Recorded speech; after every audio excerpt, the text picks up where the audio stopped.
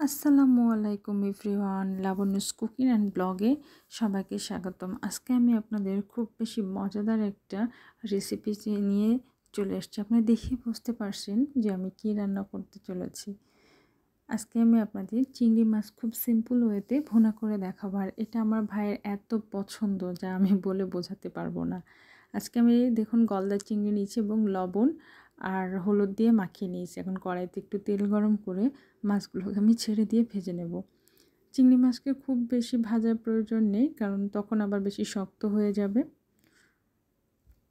তাই আমি প্রথমে চিংড়ি তেলটাকে খুব ভালো করে কড়াইতে গরম করবেন, না হলে কিন্তু লেগে যাওয়ার সম্ভাবনা আছে।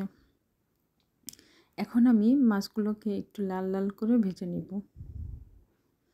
এই পর্যায়ে আপনারা চুলার জালটা মিডিয়াম রাখবেন, মানে একদম লো রাখারও দরকার নেই। দেখুন চিংড়ি মাছ একটু দেওয়ার সঙ্গে সঙ্গে অল্পতে লাল হয়ে যায়। এখন আমি মাছগুলোকে ভেজে উঠাই নিব।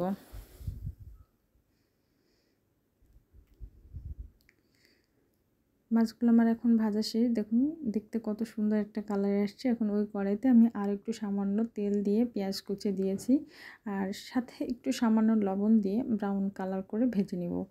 আপনারা এই পর্যায়ে 1 কাপ পেঁয়াজ দিবেন। পেঁয়াজের পরিমাণটা একটু মাছে বেশি দিলে এই ঝোলটা দেখতে মানে খেতে অনেক ভালো হয়, অনেক বেশি ঘন হয়।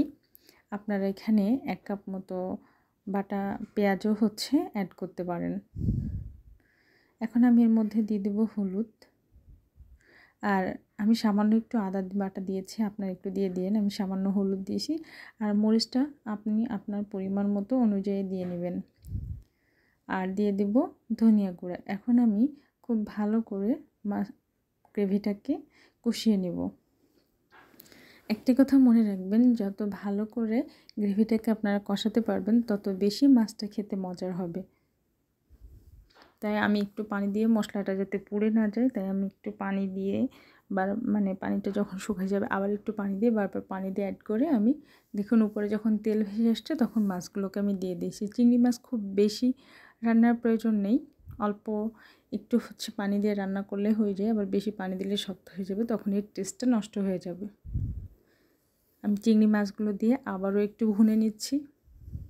এখন আমার এটা ভুনা শেষ। এখন আমি অল্প পরিমাণে পানি দেব, ঢাকনা দিয়ে ঢেকে 5 মিনিট রান্না করে নেব।